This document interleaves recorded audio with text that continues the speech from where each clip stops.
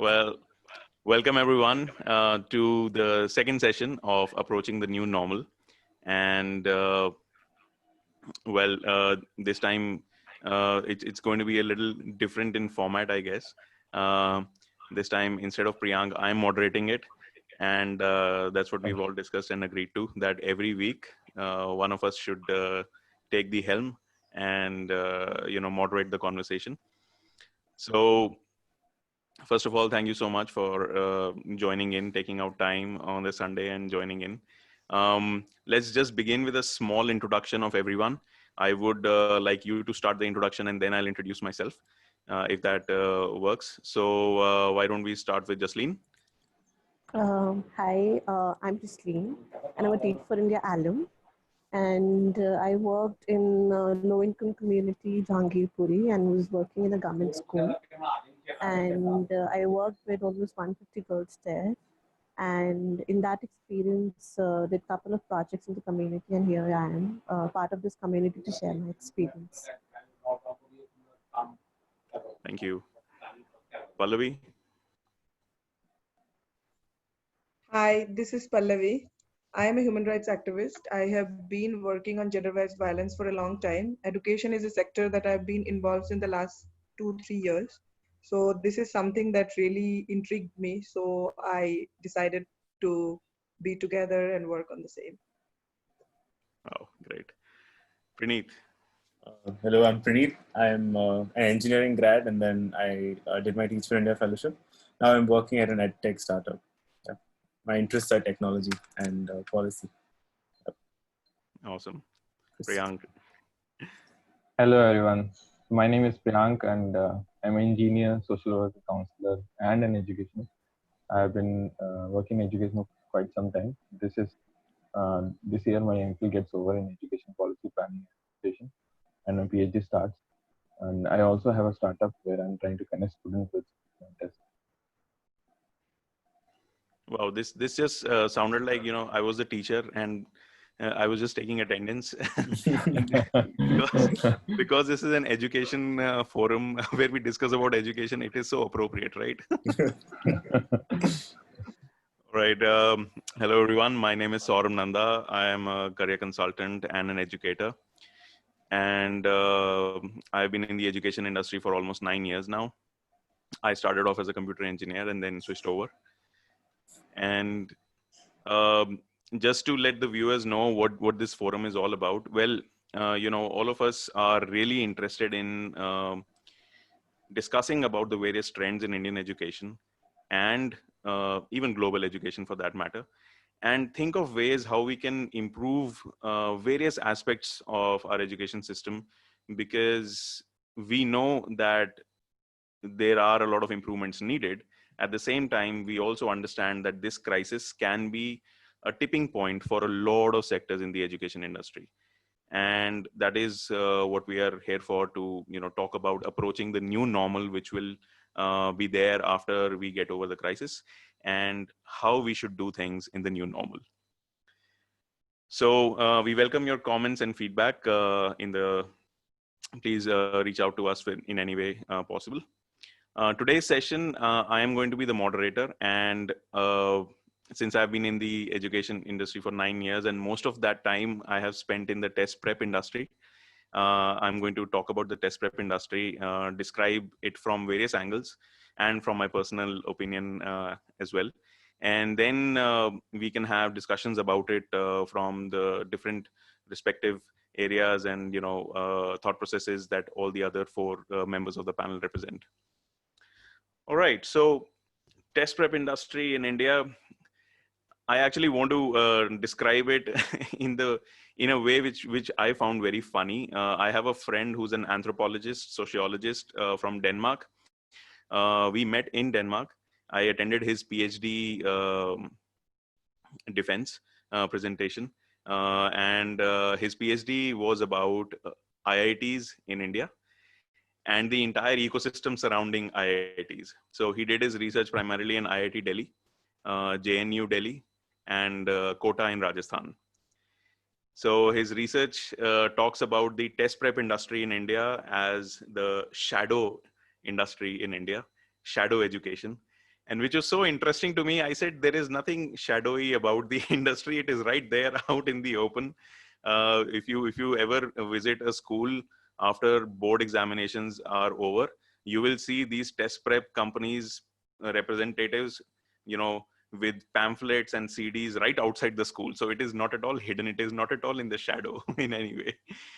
And he said, yes, you're right. But at the same time, nobody really acknowledges that these things exist. And which made me think, so who doesn't acknowledge test prep industry in India? Probably the educators, the policymakers, they don't acknowledge it. And which forced me to later on do some research. Are there any academic papers written about the tuition centers in India? And I found only one study. It was published in 2008, I think. There was only one study about tuition centers in India. There is hardly any academic material available for the shadow industry or the coaching industry in India. And that surprises a lot of foreigners or a lot of people who don't know the education industry. So let me put all that into perspective, guys. The Indian education market in 2019 financial year is supposed to be around $101 billion. All right, it is worth $101 billion. And almost half of it is coaching industry. And when I say coaching industry, it talks about all the test prep industries, all the test prep companies, all the private tuitions which are there. So half of our education system relies or is made up of coaching and test prep. Some more perspective comes from the fact that test prep is probably as old as the modern Indian education system after independence. There were tutors right in the early 50s who were teaching people in Mumbai and Delhi, all the people who could afford such education, to tell them how to get into various colleges or go abroad or study and so on. Around, so that I don't get this wrong, I've written down some notes. 35% of all Indian students, 35% of all Indian students take coaching at least once in their lifetime. And I would like to actually here ask you guys, have you taken coaching? I have taken a crash course before engineering, 45 days. So I am guilty. Have you taken coaching in your life? Yeah, like I enrolled myself in some institute, then I dropped out because I felt I can't just take too much stress of schooling and coaching. And yeah, I was part of this once when I wanted to be an engineer. So you're part of the 35%. Yeah. I think all of us has at some point in time. So I think the more appropriate question is if any of you have not taken coaching in your life. Okay, so we are part of that 35% of the student population who does take coaching at least once in their lifetime. Now, Indians are concerned about two main factors or two main, parts of their life where they don't mind spending money. One is education, the other is healthcare. No matter what economic strata you belong to, Indians will go above and beyond when it comes to these two sectors to spend money. They don't care. I mean, they do care, obviously, but they will go beyond their pocket to make sure that the child gets the best of education or their family gets the best of medical healthcare. And which is actually proved also because 33% of, a middle class income in India, 33% of that income actually goes towards education. And out of that 33%, half of it goes to coaching. So economically, demographically, and just as an industry such, test prep is something which we Indians live with, we accept, and we don't ignore. But you know why I chose test prep for today's conversation? Because test prep is not included in policy making. So half of the education sector is made up of test prep, but it is not included in policy making. Now the question arises, why should we include test prep in policy making? Ideally, so we have the third largest education system in the world. In fact, by the number of universities we have, we are number one in the world. So if we have such a big education system, then why do we need auxiliary education? Because the system should be able to, cater to everyone. So some more numbers. There are 252 million Indian students in the junior and primary education sectors, okay, before college, basically. So 252 million. There are almost 1.9 million schools in the K-12 sector, which cater to these 252 million people. Then there are only 50 million people who are studying in universities. So 1/5 of the population kind of drops out somewhere, I don't know. But the number reduces, which is a good thing. And you know how many people appear for entrance examinations in India every year? 30 million people appear for entrance examinations in India every year. And they spend close to $40 billion every year for coaching. And most of the times, the money that they spend on coaching is more than the fees they pay at school or the fees that they're going to pay in college, if the schools and colleges are, government funded. And when you know that the fees is so little, the ROI is great. So everyone wants to get into the best colleges. Like, for example, in Delhi University, the fees is, I think, Jasleen, you should tell us how much you paid for your Delhi University college. I think I paid almost 10 to 12,000 per year. Per year. So for 3 years, right? For 3 years, you can say 36 to 40,000 was the fees. Yeah. In So fact, there are it 50. was very less. I feel, I don't know how much. Hostel was so cheap. Our hostel. I was in a college which still had a higher fees comparatively to other colleges.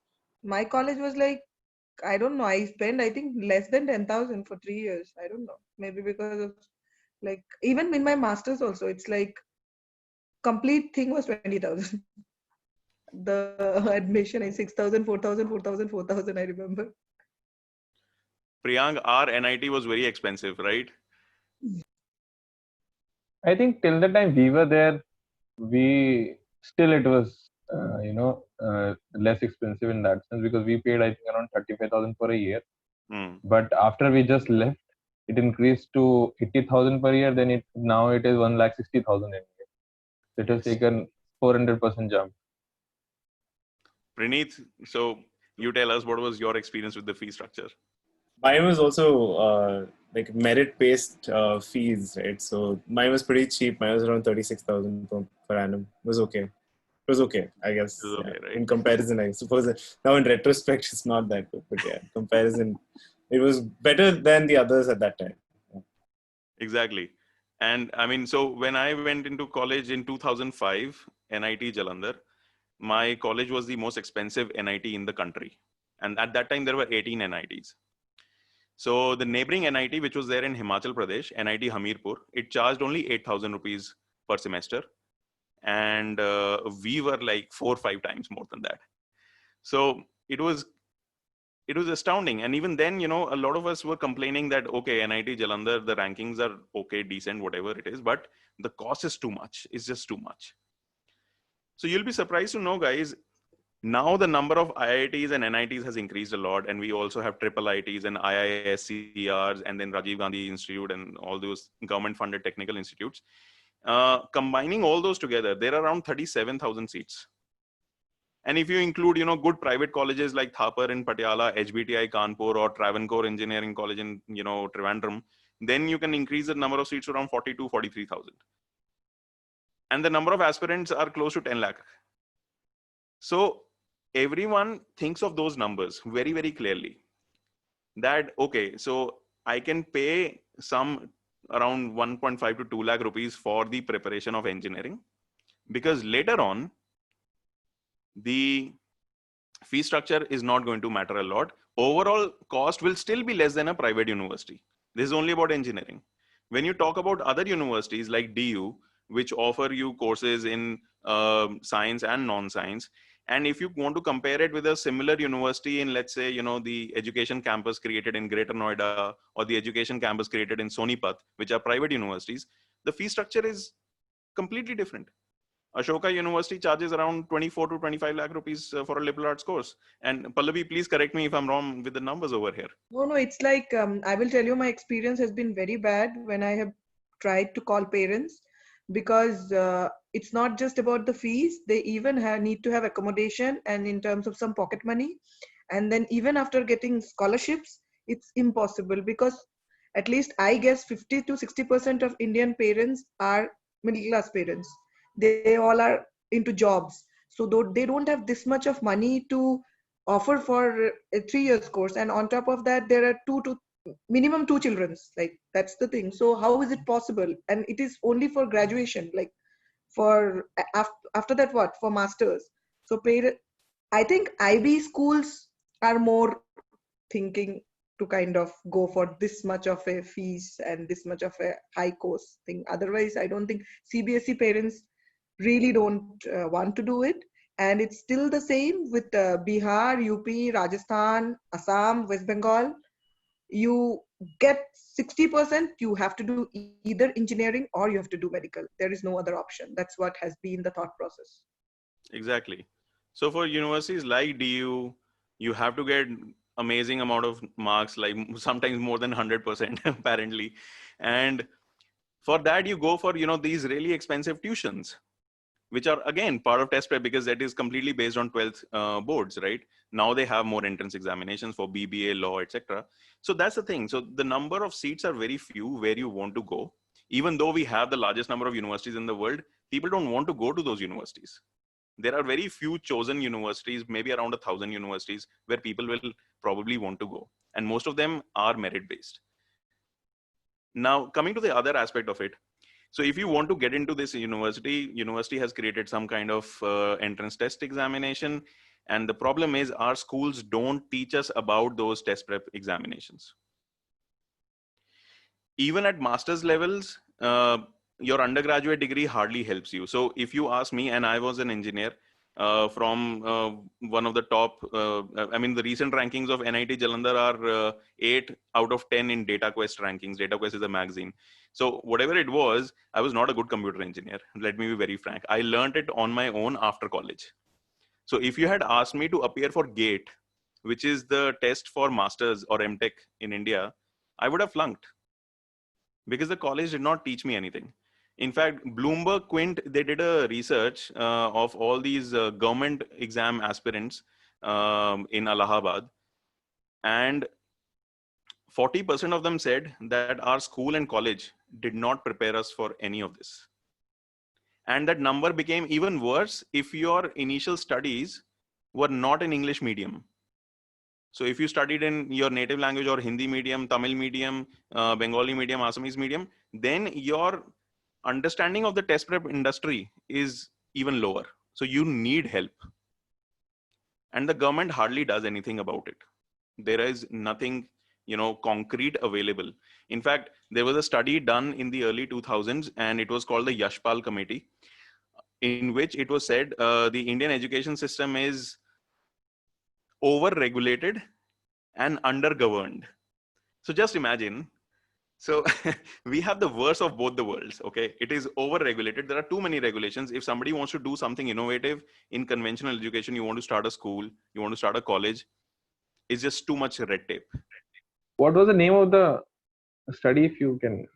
So it was, the study was, the results are basically from the Yashpal Committee. So if you just search Yashpal Committee, you'll be able to find it. And so you can't get into the conventional education system.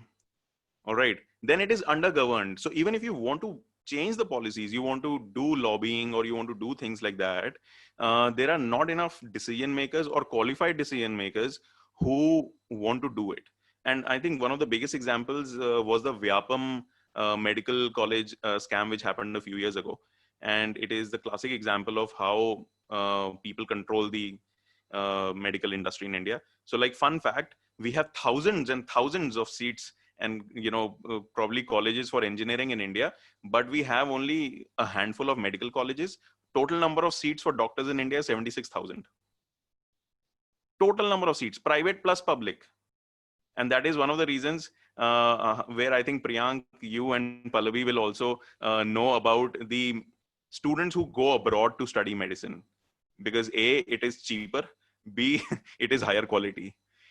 Even if you're going to Central Asia, Eastern Europe, Russia, China, Philippines, the Caribbean, all these places except Indian students. And to get these Indian students over there, you need somebody to hold their hand and take them forward. And that is where the test prep industry comes in. Now, this is about numbers, and I have more numbers. We'll keep on talking about it. But what I want to talk about, the other fact is, the most innovation I have seen in the last decade of me observing the education industry, the most innovation comes from the test prep market. So I'm talking about 2013. And if you guys are familiar with the Delhi market, I've primarily worked in the Delhi market and a little bit in Ranchi, Dhanbad in Jharkhand. In the Delhi market, Delhi, just like any other big city in India, is an education hub, right? So there are different parts of Delhi which are focused on different kind of test prep. So in North Campus, Delhi University, there is Mukherjee Nagar, which is like Hindi speaking UPSC preparation. Then if you go to Central Delhi, Karol Bagh, Rajendra Nagar, that is the English speaking or non-Hindi speaking UPSC preparation. And there is no such market existing elsewhere in the country, such big on such scale for UPSC. When you want to study for GATE for engineering, you have to go to Kalusarai, Nebsarai behind IIT Delhi. You have that entire market set up over there. If you want to study CA, you have to go to Lakshmi Nagar. All right, that entire street is called, from Lakshmi Nagar metro station to Nirman Vihar metro station, it's called CA Street or CA Road. And so I was working in Lakshmi Nagar teaching. So this is also interesting. I was teaching English to English teachers who wanted to clear CTET, which you have to clear after B.Ed. So there was coaching for CTET also. All right. So I observed there that recording videos, high quality videos, like studio quality videos, and then playing them on a loop. Like you admit some students, you tell them this is your classroom right now, this is your period going on, this is the class, and there is no teacher inside the class. There is one giant LCD screen and sometimes a projector, and it only has the video of Mr. Jain or Mr. Batra or Mr. somebody who cleared CA, got into top 30 ranks, all India rank 30 some years ago. And because he got into that, CA is such a close world, everyone knows who's the top ranker. Top 100, everyone knows which year who came into top 100. And that was being done in 2013. And at the same time, I compared it with schools where smart classes were being sold and nothing was happening over there. They didn't use the projectors, they didn't use the TVs. Then if you talk about test prep, one of the companies I'm working with in Delhi, they started working on EdTech 5 years ago. Recently, they were published in Your Story also about how they're changing test prep and all that. Then if you talk about tablets, all right, Byju's, and before Byju's, actually, there was a Noida-based company. It is called iProf. All right, it was called iProf. They started with their tablet model. Most of the innovation is done in the test prep industry in India. It provides customized content. It provides personalized content. It provides content or service which you want to expect from schools, even if they are private schools, big schools, but they don't give you that. But test prep companies, tuition centers, they give you that. So they have cracked the education system in India. A big result of a big validation for this is the students that we have taught in 11th and 12th for whatever entrance examination they were studying for. When they are in the college, during the college, they come back to us and tell us, sir, what else should we do for post-graduation? Then in post-graduation, we teach them again for MBA, CAT, and so on. All right. Then they get into MBA. And so once they get placed also, so I have actually given counseling to a lot of MBA students, what to do in the first 2 months when you join a job. There are no mentors available. And no college is providing this information to them. No, it doesn't even matter if it is an IIM or ISB, because I've taught those students after they did their MBA from IIM and ISB. So I'm like, what is happening with you guys? And that is the big gap which the test prep industry fills. So the Indian education industry has been described by a lot of people as a very unorganized, disintegrated, scattered education system. there is no single essence going through it. The school people are talking about their own thing. The college people are talking about their own thing. I mean, 5-6 years ago, there was a big tussle between AICTE, which is the governing body of engineering or technical institutes in India, and UGC, CEC, which is like the governing body of all the other universities. And there was a big tussle between them. So it has been mentioned in Yashpal committee report also that it is embarrassing to see that two regulators, they're fighting with each other without creating any value. So when these things are happening at the policy level, the students, they come to the test prep industry to get guidance. There are at least 30 courses I can count right now in less than 2 minutes, of which coaching is provided across India, both at undergrad level, postgrad level, and sometimes even after that. In fact, a few of my friends, they are starting this postgrad coaching for LLM. All right. So LLM is when a lawyer wants to become a judge. And just fun fact, guys, it is much tougher than IAS or UPSC, because to become a judge, you have to be a philosopher, you have to be a sociologist, you have to be an anthropologist, and you have to be a lawyer. So you need to have these 4 degrees together. So it's very tough. And there are hardly any coaching available, any coaching. So if you talk to any UPSC person, they will not even touch that market. There are these 4 or 5 people sitting in Delhi. One is Mr. Rahul or something, and they control the market. But test prep is the only industry which also democratizes a lot of information. So I can keep going on and on. I think there is a lot to talk about, but last point I would like to talk about is the edtech industry, the online education industry, because that is something we were all, passionate about, especially because of COVID-19. The online education industry in India is going to touch around $2 billion next year. All right, the value. And out of that $2 billion, half of it is also again from test prep.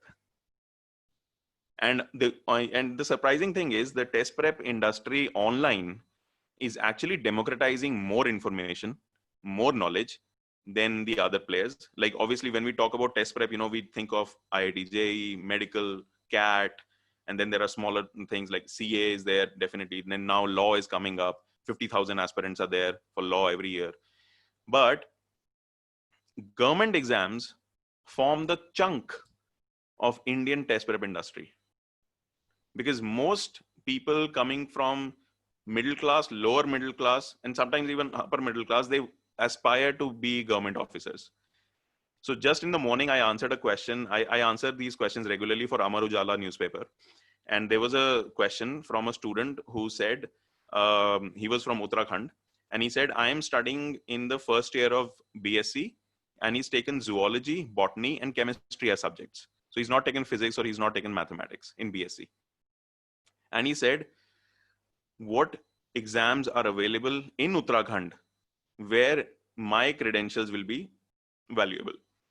Are there any entrance examinations where science is valuable? So interestingly, what I found interesting about that entire question was that student doesn't really care what kind of job it is. All right. So there were 2 recent vacancies that I found on the Uttarakhand news. So there is an organization called UKSSC, which is Uttarakhand Subordinate Service Selection Committee or something like that. And they recruit people. So there were 2 jobs, grade D government jobs. One was of an inspector. Inspector is a very generic designation. Inspectors work under, IAS officers also, state civil servants also, and they have to do things whatever they are told to do. And then the other was LDO, which is called a livestock dissemination officer. So there was these 2 jobs, and the livestock dissemination officer works in the animal husbandry department. And what he does is he helps in coordinating a lot of things. At the same time, he's also involved in reproductive cycles and systems like in vitro fertilization of the cow or stuff like that. So he didn't really care about the jobs. He was only interested in getting into the government sector. And 50% of all the online test prep today is focused on the government sector. They are providing content for free, whether it is YouTube or even private websites like GradeUp is one organization which is providing a lot of free content. Jagran Josh, like the biggest media house in the country, Dainik Jagran, they have gotten into test prep and their focus is only government jobs. Amazon, so another thing is Amazon is getting into test prep. They have launched a product which is called JEE Ready. So you can imagine the potential of the Indian edtech industry, and most of it will come from test prep only. All right. So these are some of the things that I wanted to share. I thought that they were unique apart from all the experiences that we have had. And so please, any questions, and let's start discussing more about this.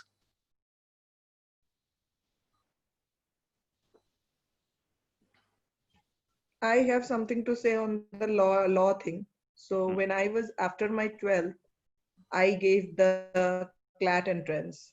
So and then I had got then there is this LSAT that is being organized by OP Jindal. So the fees was like, my niece studies there right now. So the fees was like, I could like, even if my parents could afford it, I would never want to go there. And then I have seen the DU law faculty thing. I know it is. I know there is evening, morning, and there are a lot of chances for you to take whichever time you want. But people have this tendency that's based on my experience and my group when I was there. It is just that because I had got through Nalsar also in Hyderabad, and my brother-in-law has studied from I had got from NLSIU Bangalore. My brother-in-law has studied from Nalsar Hyderabad.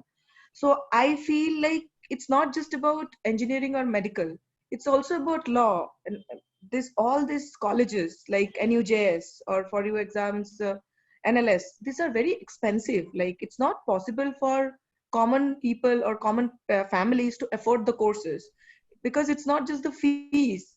After completing the law also, like how do I see, because Indian parents or what, like people, parents all over the world, they want a career that can give their children placements, like at least get food on the table.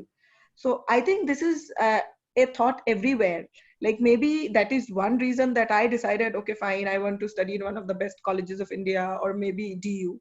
But then with DU also, like for convergent journalism, I remember the cutoff was 94.5. So like I was that's in it's in Jamia. So I was like, how can you expect a journalist like to get 94.5? And journalism is something that people tend to do when they're really well read, that they have to have that knack of being a good journalist. So my friend, he is now working with Sullivan International. He was a gold medalist. So he was telling me it's impossible, because with CBSE still you can think of, because it's more of getting like it's short answers. It's more of it's not elaborate answers. But I remember I'm from Assam board, like I'm from secondary education board of Assam. So you can imagine getting 85% was like a Herculean task for me, because you can imagine sciences, history, nobody will give you, like nobody will give you 85% is itself a big thing.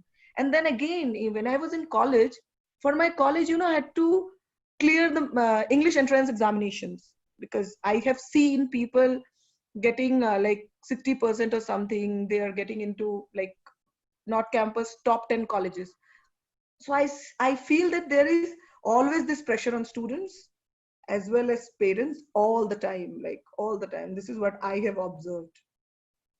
No, you're absolutely right. I mean, in fact, a friend of mine who is from Nalsar, Hyderabad, we were just having a conversation. So he's also in the test prep industry, and he's been teaching, in fact, designed a major chunk of the LST product of Career Launcher, which is like the market leader in law test prep. And he was telling me the same, that nowadays, even though there are more NLUs, I think there are 22 NLUs now, the placement trends are not that great. The placement trends are just not that great. So people still have to fight a lot, even though they're NLUs, they're supposed to be like NITs or IITs, similar to, what we have in engineering. But you're absolutely right about that, that students get marks, they clear tests, even though they might not be fit for the course, they don't care because they have to get into that college. That is the thinking that we have. Okay, so I was just thinking, like, as you discussed, why does there exist a shadow education? Why there is a test based industry? And as we discussed, because of the high stakes testing, right? So we have so much of emphasis on the exam.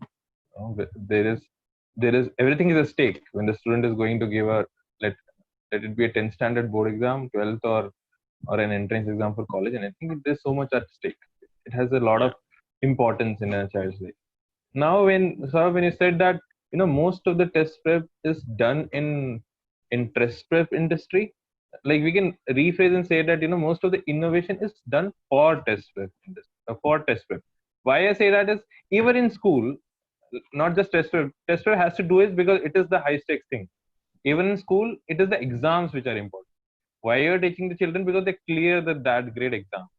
The objective, okay, there are a lot of tuition centers or schools also where if students is not learning, they'll give, these are the questions, just mug them up, just do the load learning thing and vomit it out in the exam, somehow just get passed.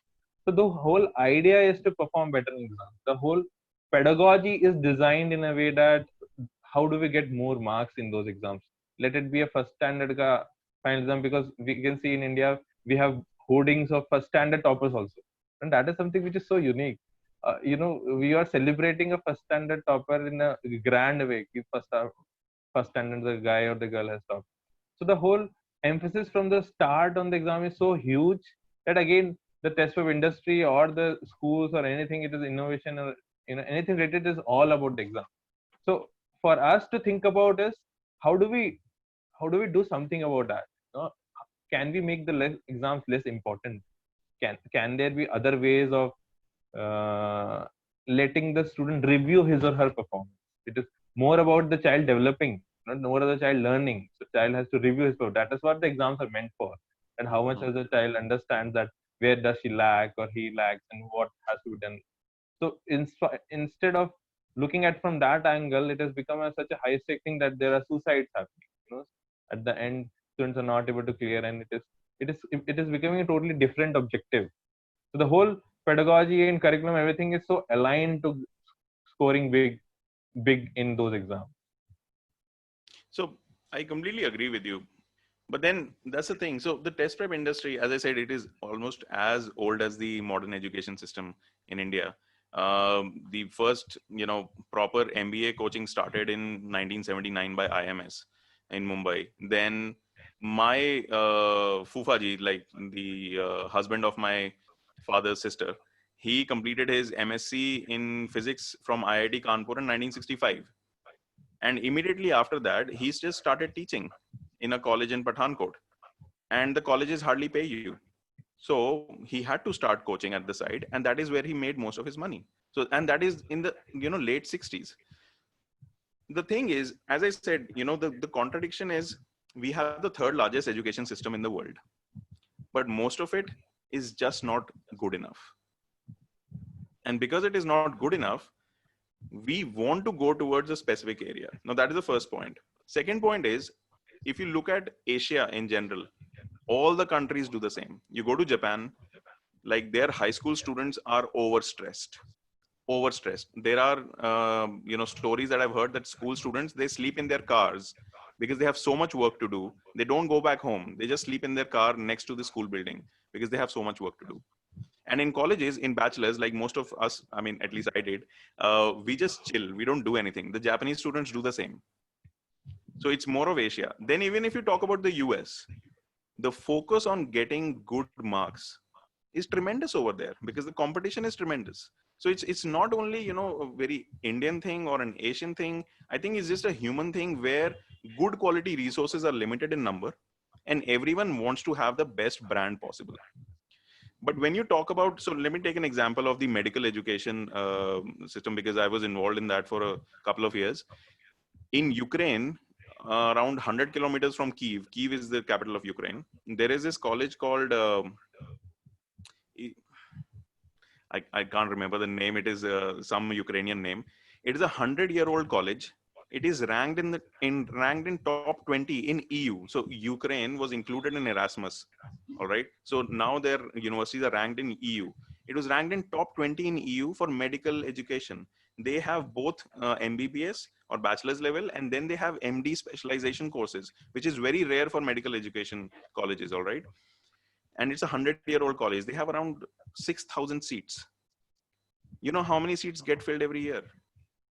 Less than 1,000. You know how many are locals? Less than half. So when you have an education system, the supply is there, but the demand is not there, then people will stop focusing on exams. But in India, so there is a research done by a bank, IDFC Bank, in 2010. They were preparing an investment banking research, all right, pitch to investors to get FDI in India. Fun fact, in the Indian education industry, you can get 100% FDI. So they were preparing this pitch. In that, they said, the demand is more than supply. All right, that is the first line. The second line was, the demand, even if it is expensive, all right, even if the supply is really expensive, the demand is still more. And let me tell you an example from Delhi. There is a test called SAT, which students take to go to the US. Universities in Singapore also accept it now. Some American universities in Germany accept it.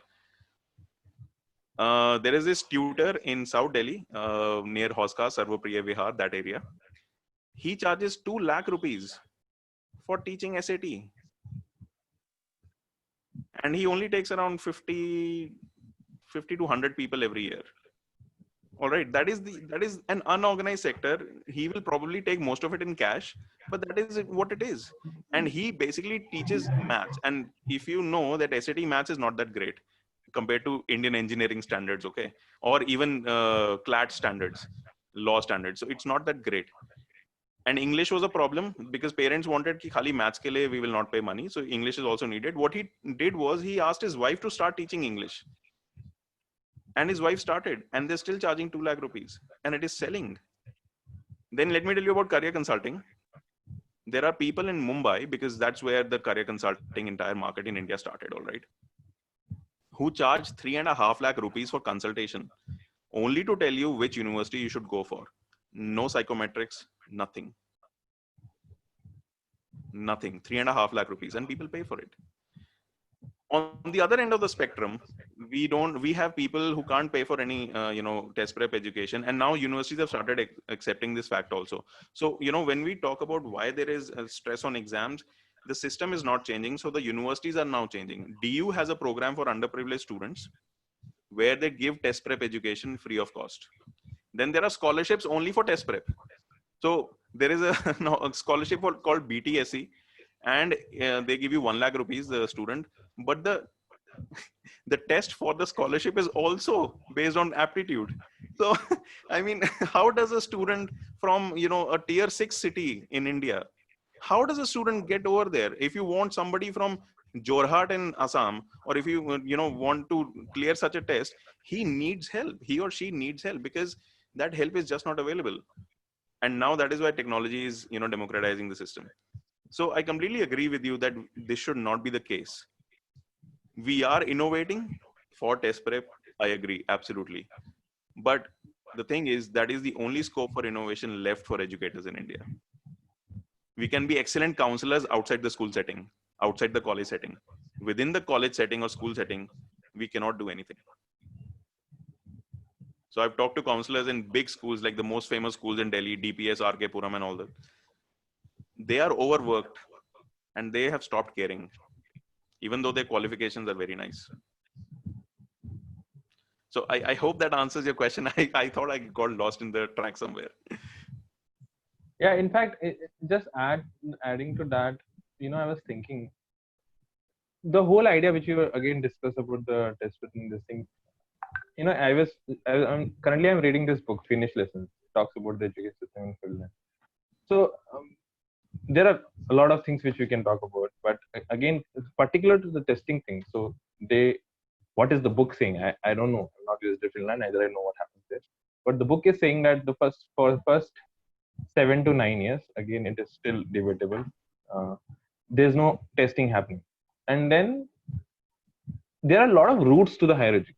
One crazy, or let's say different thing about that thing is, there are routes of taking tests. Like we have 10th grade tests, there is a testing which happens, or there are routes of going to the vocational thing and going to the higher education. So there are a lot of routes which students can take to get to the higher logistic position, which is something which is innovative in that. What I'm trying to, argue or let's say think upon is that an education system, whether it is Indian or American or wherever, who emphasize so much on testing, has to come down on its knees when the tests happen. Has to teach, whether it is a government school in my near my home, which where I see teachers going and who are not really caring about anything, somehow making sure that the students pass and nothing else, or whether it's a private high elite school where all people from all rich background send their kids and all that. But it's wherever it is more about how do you perform in the test, and that is the benchmark, or let's say that is the tool instrument used to judge whether the school is good or not.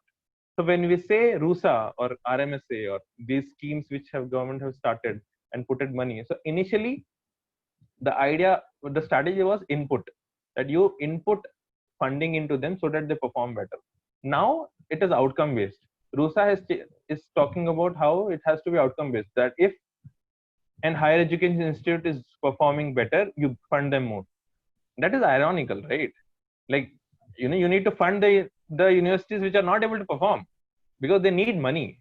If there are universities performing good, they can do something, still they're doing well. But again, what government is arguing, which is also right in a way, that it will act as a motivation for the universities to perform better. So where is the credit going? Where is the benefit going? It is going to the inspectors who go and inspect for the rating. NAG accreditors, when they go to a college, they enjoy a 5-star hotel and they enjoy their services, and they are the ones who are going to put that rating. So it is those people who are enjoying the benefit, no one else. Nothing is happening because of that strategy, outcome based strategy. It is just that those people who are going as inspectors are enjoying the benefit of it. So that is how it has come around. Oh, absolutely. I mean, in fact, again, I'll talk about the 2010 study by IDFC. They said that 75% of HEIs, higher education institutes in India, 75%, 3/4, are owned by politicians. And so you can extrapolate from there what happens, why it happens, and why it doesn't happen, right?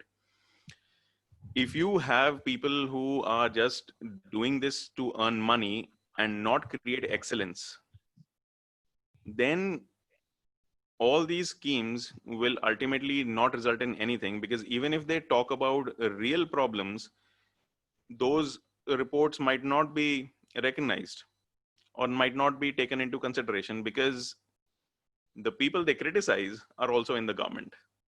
So that report also said the willingness to change is just not there. So because you've talked about this, let me talk about the Vyapam scandal a little bit. So Vyapam scandal, basically, there's a body called MCI, Medical Council of India. What they do is they certify whether a college is medical college or not. Okay, plain and simple, if in a layman's language. Now, there are only 76,000 seats, as I mentioned. Can I ask you a question? Please. So my cousin, she studied from Guangzhou, Southern Medical University. Yeah. So I think there was a chunk of them who went and studied. She is a very good student. I've not been able to understand. She's not able to clear MCI. So I'm very curious about it, because I have no idea. Like, again and again, she's giving the entrance examination. She's not able to clear it. Now she's in an acute depression, because unless and until she clears it, she can't practice in India first. Yeah. Second thing is, there is a big issue with the fact that China, right now, the China incident. So the government is planning to kind of, cancel all the people who have studied from China. So now that's what. So I was thinking whom to ask. So I think I can ask you this question. So for everyone else's information, what Pallavi has mentioned is, because there were only very few seats, and 76,000 is a recent thing, all right? Like 4 years back, it was probably 50,000 or something, the total number of seats. And they have recently increases because more AIIMS have been created. And I think after COVID-19, they will create more medical colleges and more infrastructure in general. So there were limited amount of seats. And if you wanted to do MBBS from a private university in Greater Noida, it will cost you around 1 crore. All right. But if you want to do MBBS from that same 100-year-old top ranked university in Ukraine, it will cost you around 30 lakh rupees. That is when you live in a luxurious way for 6 years, and they teach you Ukrainian also. So you don't have to worry about it. So people just started moving out because they could not get into colleges here. That is one of the reasons you will see a lot of doctors, children are getting into medicine because they can probably afford the fees. People just started moving out of India. Eastern Europe, like Armenians and Georgians, they're leaving their own country because of the civil problems over there. But Indian students are going there and studying because nobody's there to fill in their medical colleges and it is cheap. We are going to China. So when the MCI found this out, okay, our market is just moving out. All right, people are not going to pay money to us. They got into a frenzy. So they have created a list of these colleges, around 500 plus colleges across the world, where you do your MBBS or medical degree, and they are recognized by MCI. That means if you do it from there, then you can come back in India and have a chance of practicing medicine in India. Otherwise, no. But that is not it. When you come back to India, there is an MCI screening test. All right. That means, okay, fine, whatever you've studied abroad, it's okay. But you have to clear our test, which is, so MCI screening test is slightly tougher than the final year MBBS test in India. All right, slightly tougher. Now, let me, I think, and all of us have experienced this, that Indian examinations or Indian colleges are very theoretical. All right, very, very theoretical. And Indian doctors, for that matter, they are really commended for the theoretical knowledge that they have, like, oh, this cell and all that. But they are also criticized for the lack of diagnostic knowledge that they have, because the practical experience is very little in India. Whereas outside, OPD and diagnosis is very important. So when the doctors come from outside to India, MCI screening test you have to give and you have to clear it. Otherwise you can't practice in India. So you've done a degree for under 30 lakh rupees, but you can't come back and practice in India. They have deliberately created this tough exam so that people don't go out of India, so that they know that karna hai to yahin se karna padega. Otherwise you can't come back and call yourself a doctor. All right, that is the first part. And guess what? How did the test prep industry reacted to it? There is a test prep institution in Delhi which provides you coaching for MCI screening test after MBBS. So if you want the details of that, I'll share the details with you, Pallavi, because I think that is the only way, only solution right now. As the sooner your friend, right, or your family member, cousin. Yeah, your cousin, the sooner he or she does it, is better, because as you said, rightly said, China and the situation, you might never know when the Chinese universities are taken out of the MCI list. Yeah, absolutely. All right. So yeah, I mean, there are so many stories I can share over there with the test prep. So that is the thing. So the gaps are created by the policymakers or for some other reasons, for personal reasons or for just the lack of good governance. But those gaps are only filled by the test prep industry. Nobody else is doing anything about it.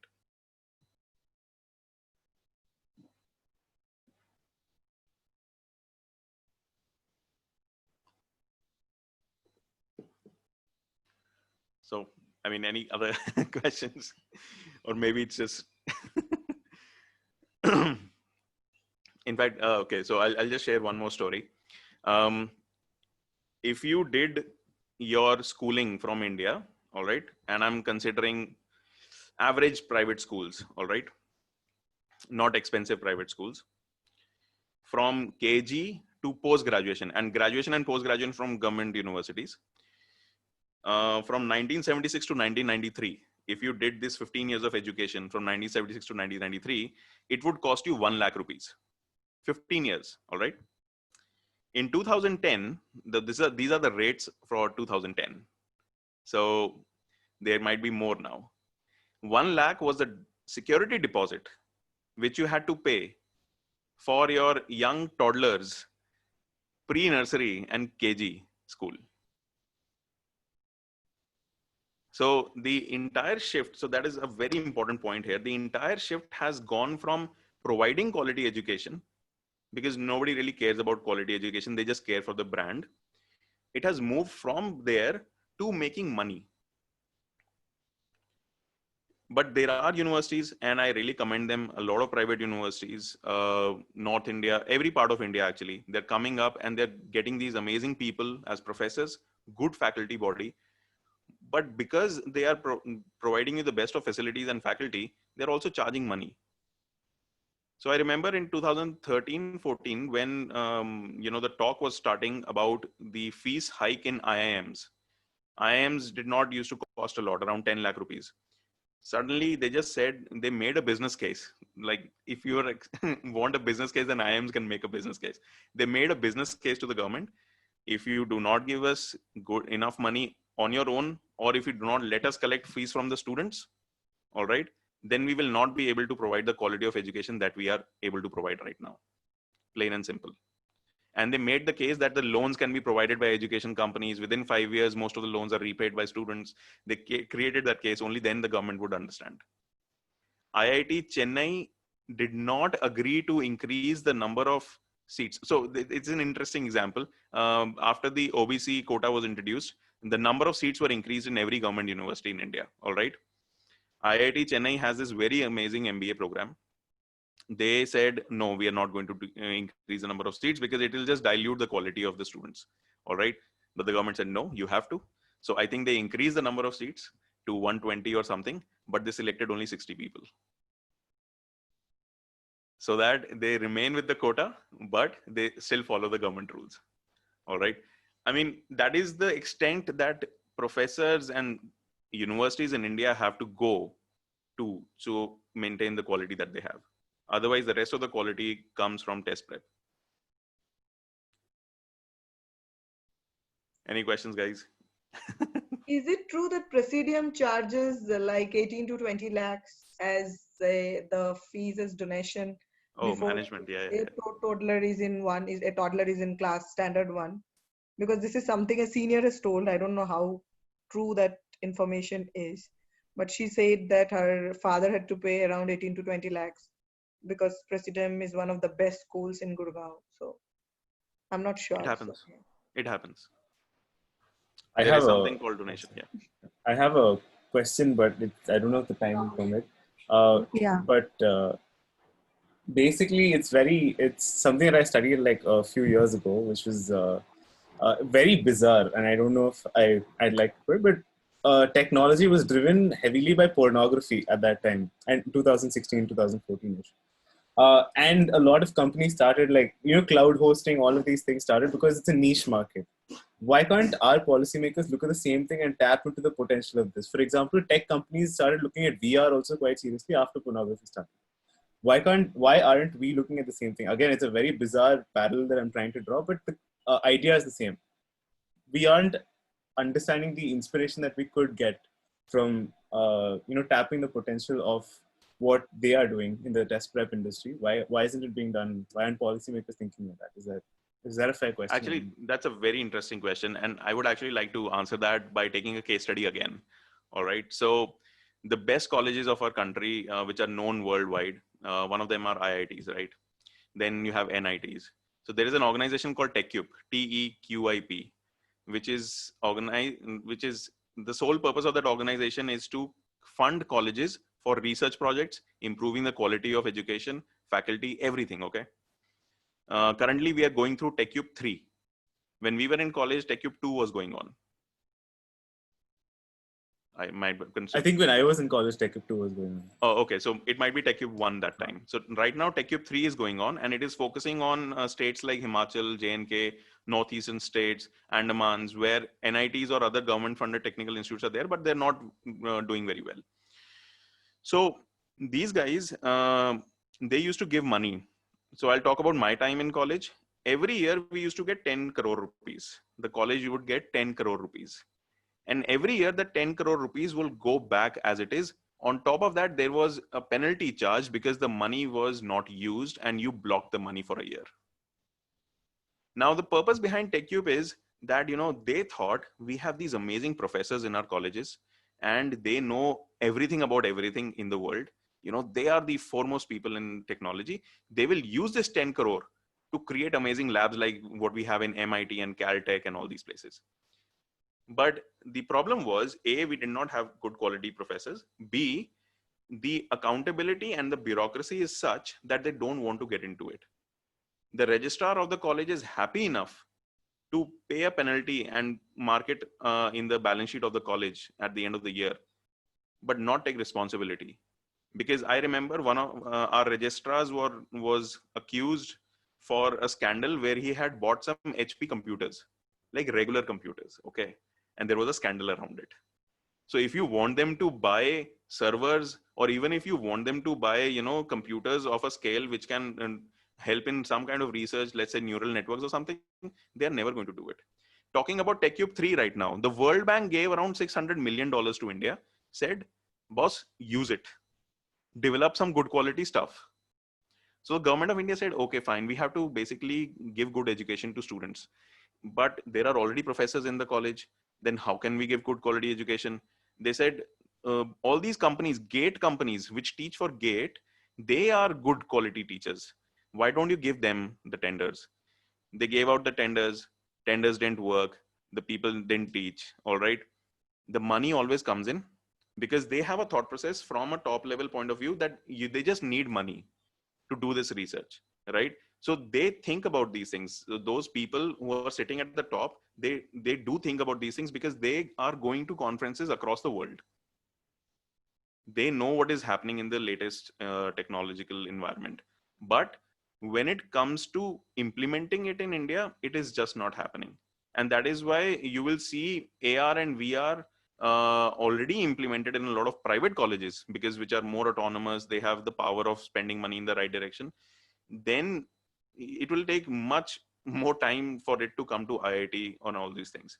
So, not only AR, VR, we can use so many other things. You can, like most of our colleges do not even have a Moodle system. All right. And Moodle was developed like 22 years ago, yeah. And our government sponsored colleges having crores of rupees in their funds, they don't even have a proper Moodle system. So getting to VR is probably much tougher.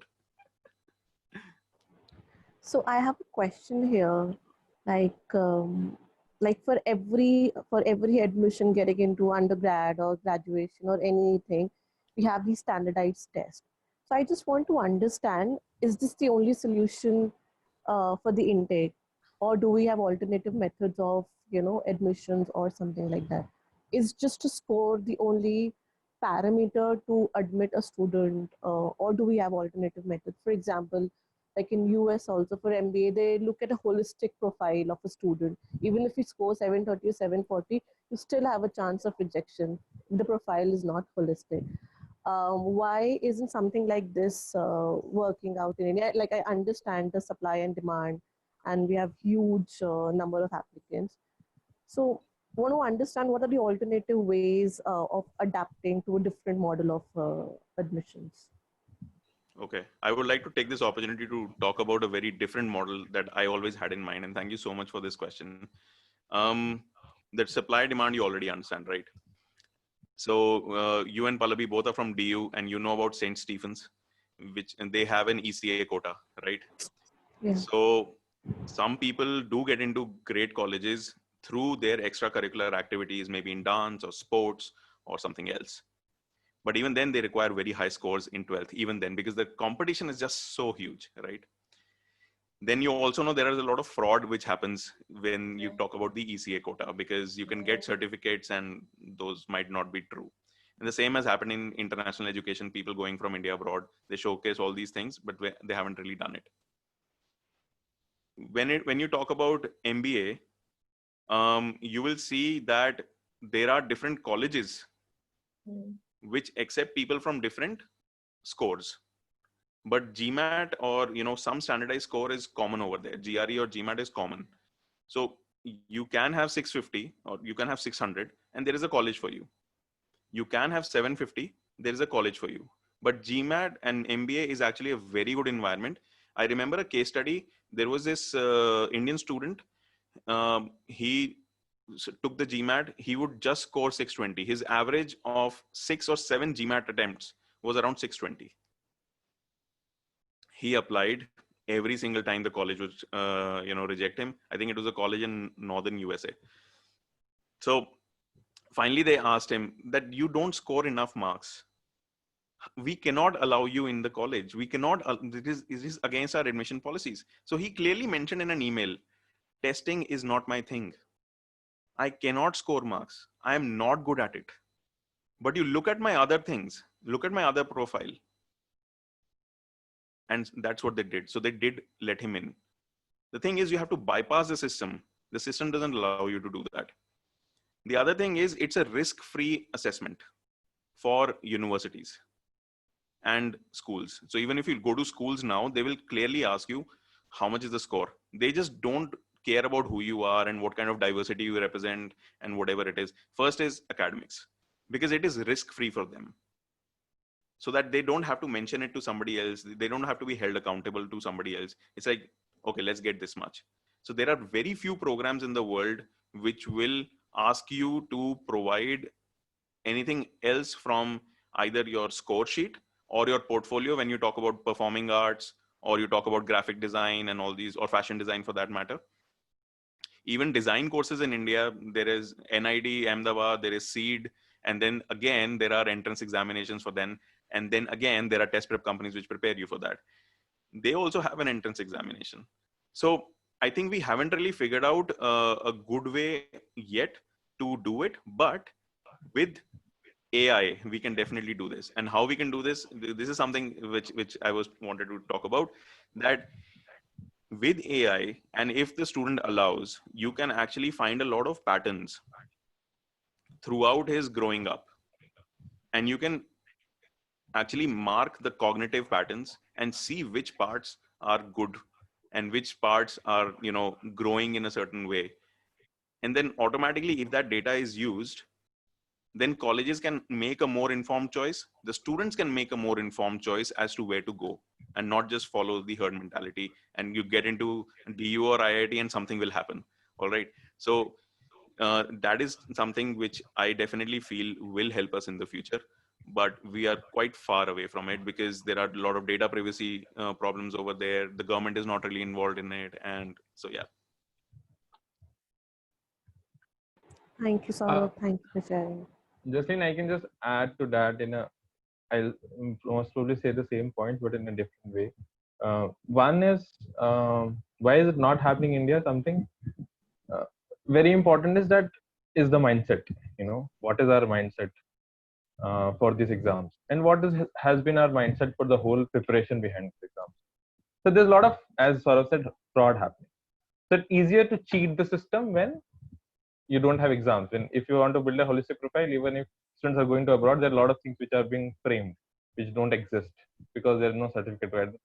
And then when you have a system which is based on experiences, profiles, you're typically saying that it is accessible to only people who have resources. So if a child from a village who is laboring somehow has one exam to clear, let it be JEE or anything, and it's still is high stakes testing, but if his profile is inquired, he has to take the family or whatever, and in that, let's say engineering exam or engineering experience may not come to him so naturally. He doesn't have resources for that. So there are a lot of possibilities for the whole holistic profile view, building, that frauds happen. Second, for anything other than that, there has to be efforts which has to be put in the system. So it is very convenient for everyone. So convenience is the whole thing based on which the whole system is built. Why there are graded classrooms, why there is age appropriate classrooms, why do you have strict periods or anything. It is all based on convenience. So the whole system works on something which is as simple as convenience. So what is convenient? Exams are convenient. Now, if you take those exams, if you do it, you have it is easy for them to just showcase that, okay, this is how we are taking the people. Third, and the most important thing is, think of it this way: there is a huge population behind you who wants to get into college, who are worthy. Every child is worthy, we know. How does the government decide that we will take one student and not take another student? The government cannot take the onus on itself that we are not able to provide colleges to students. We don't have resources. So in order to legitimize the failure of the students, the whole entrance system is working. The whole idea is to somehow put the onus of the failure on the student.